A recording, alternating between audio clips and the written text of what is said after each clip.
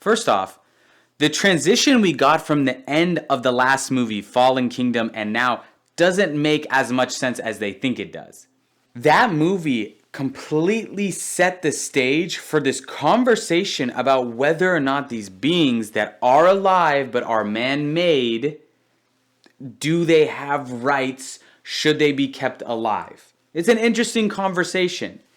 Then, to elevate that to the next level, it was leading towards this idea of this extinction level event for the human species, which would be dinosaurs as the extinction level event. If dinosaurs were to continue to breed, eventually they would just overrun us, even with all of our machinery. It just is a reality of the situation.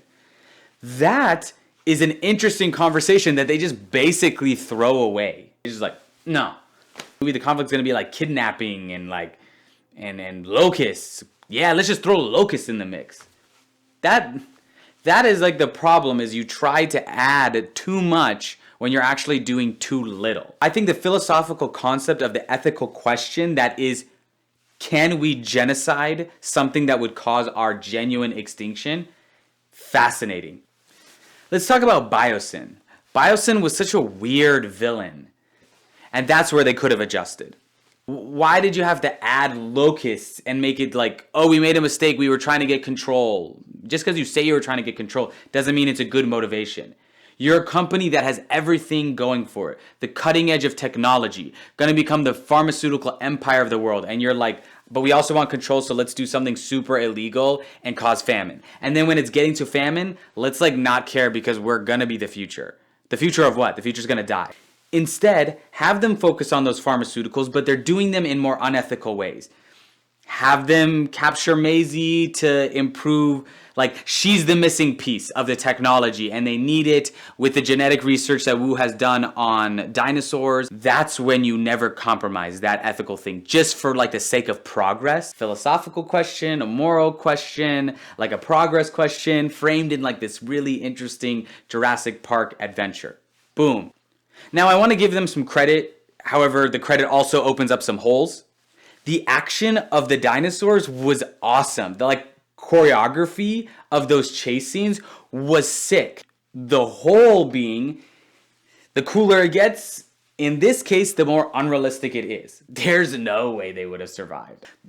So much of the movie was them using the most powerful tasers ever made in cinema and just using reflexes to zap the raptor or other dinosaur in the face right when it gets to them, or using them to do like fight scenes. And I was like, what is happening? You're fighting dinosaurs with tasers now? You're that good?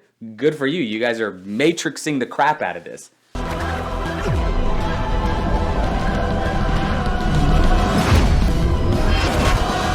Something the second movie in the trilogy gave us that this one did not. We genuinely cared about the dinosaurs in that film. The scene with the Brachiosaurus dying on the island, an extinction, like a second extinction of the dinosaurs, the way that they were treated in captivity. They thought that if they added like a baby velociraptor, we were just gonna care because it's a cute baby. They didn't even make us care about that. They were basically just action like props in CGI form. Why did Chris Pratt launch his wife, basically? Why did he launch Claire out of a plane? What was the point of that? He said basically to like separate risk. Dude, he launched her into no defense system air where the pterodactyls just absolutely just destroyed the crap out of her. They should have just shown it from his perspective, being like, oh man, there goes my wife. Like, why? Why did you do that? And then you survive a plane crash, which they really need to stop doing. It's not that easy to survive a plane crash. You can't just like brace yourself. I'm gonna Con Air this. No, you're not. What are you talking about? Crashing a plane, you're probably gonna die. And then you go back to save your wife. Why would Kayla, the pilot, why did she was like, I saw her get kidnapped. I don't really know what was going on, but I really think it was all my fault. I have a moral dilemma here. So I'm going to take my only prized possession of my plane and I'm going to fly it and do some illegal stuff and then crash it into the ground and be like, that was my baby. Character motivations are actually very important because without really deep character motivations, the characters don't feel as complex naturally. the narrative structure feels weak, and your sense of disbelief, just the threshold, you burst through that threshold really easily. So give these characters a little bit just more depth to their motivation. Like them wanting to go save Maisie, that makes sense. Just like, why is Alan following Ellie in this situation? Give us a little bit more of that character bonding, reignite that flame, why he needs to come. It's not just, she says, oh, he needs credibility. No, make it more than that. Give us layering. You're going to make a 2.5-hour film and you're going to give like weak, low-hanging fruit character motivations.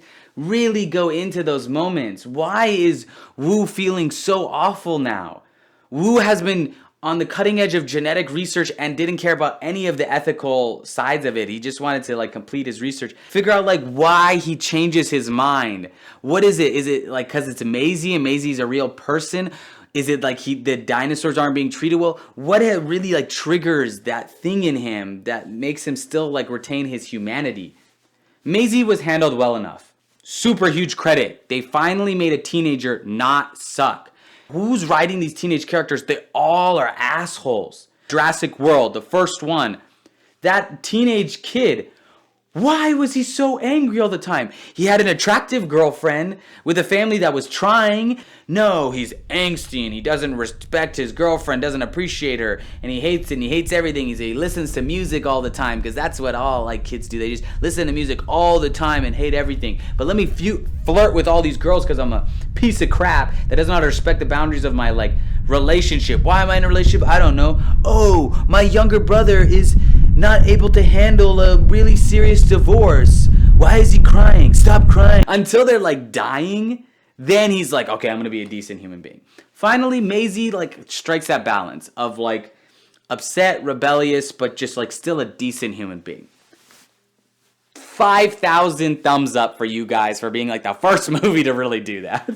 To end though, one of the things they really could have done to fix this film, I love that the older generation, the original trilogy characters, were not side characters in this film. That was awesome. It was great. You gave them real purpose. However, you kept them separated from the new generation of heroes for 90% of the film. We never got to see any of those character dynamics. You basically just made every character do plot.